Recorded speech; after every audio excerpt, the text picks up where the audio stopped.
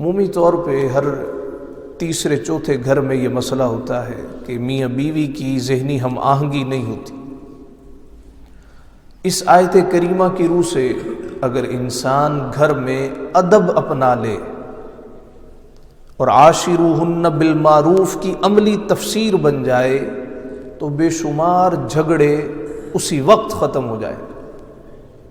ایک مولانا صاحب کے پاس ایک خاتون آئی اور آ کے کہتی ہے میرے گھر میں ہر وقت دنگا فساد رہتا ہے، لڑائی جھگڑا رہتا ہے، مجھے کوئی تعویذ دیں۔ انہوں نے ایک تعویذ دیا اور اس سے کہا یہ تم نے دانتوں کے نیچے رکھنا، جب بھی گھر میں داخل ہونا یہ دانتوں کے نیچے رکھ لینا۔ ٹھیک ہے، ہفتے بعد آئی، کہا جی بڑا اچھا تعویذ تھا، بڑا کارگر ہوا، جب سے آپ نے تعویذ دیا کوئی لڑائی نہیں، کوئی جھگڑا نہیں، کوئی دنگا فساد نہیں، آپ نے اس میں لکھا کیا تھا؟ کہا نکالو۔ اس نے نکالا، بڑا خستہ ہو گیا تھا، کھولا تو کچھ بھی نہیں، کہنے لگی اس میں تو کچھ بھی نہیں لکھا ہوا۔ فرمایا جب تو نے آ کے شکایتیں لگانا شروع کی نا تو سمجھ گیا تیری زبان کی وجہ سے لڑائی جھگڑے ہوتے۔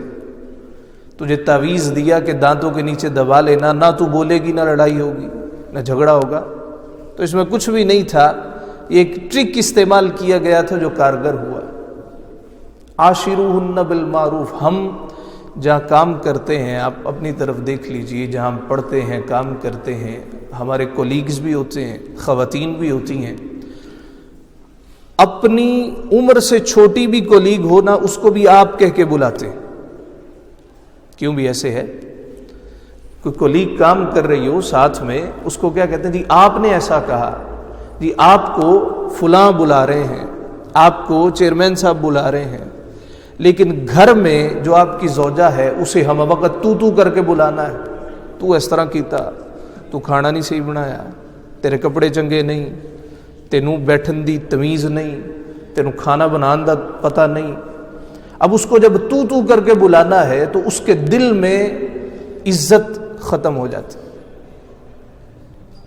ہمارے ایک سنگی ہیں، ان کے پاس ایک صاحب آئے، 50-55 سال ان کی عمر ہے، زیرک آدمی، بڑے پریشان، کہا میرے بچے جوان ہو گئے ہیں، گھر جاتا ہوں تو زوجہ بات نہیں سنتی، ادب نہیں کرتی، تو بڑا پریشان ہوں، ہم وقت ذہنی ٹارچر ہے، ٹینشن رہتی ہے۔ کہنے لگے میں ایک طریقہ بتاؤں گا، عمل ضرور کرنا، اور پھر تم دیکھنا ایک مہینے کے اندر اندر بچے بھی ادب کرنے لگیں گے، تمہاری زوجہ بھی ادب کرنے لگے۔ کہا جی ٹھیک ہے۔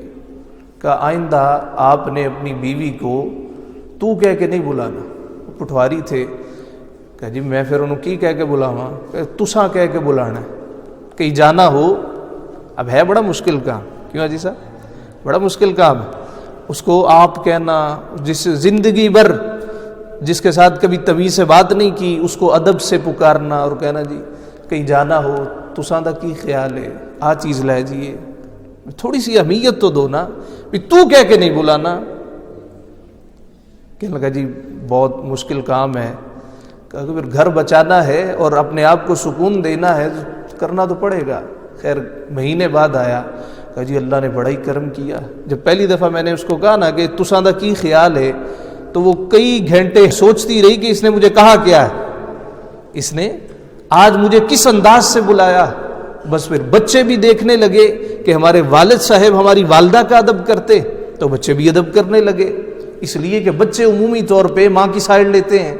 جب وہ دیکھتے ہیں کہ ہمارے ابا جی امی جی کی بات ہی نہیں سنتے، ان کو کسی معاملے میں کسی کام میں شامل ہی نہیں کرتے، تو بچے بھی پھر باپ کا اس طریقے سے ادب نہیں کرتے۔ اللہ پاک نے فرمایا عاشروہن بالمعروف، گھر میں رہنا ہے تو معروف طریقے سے رہو، اچھے طریقے سے رہو۔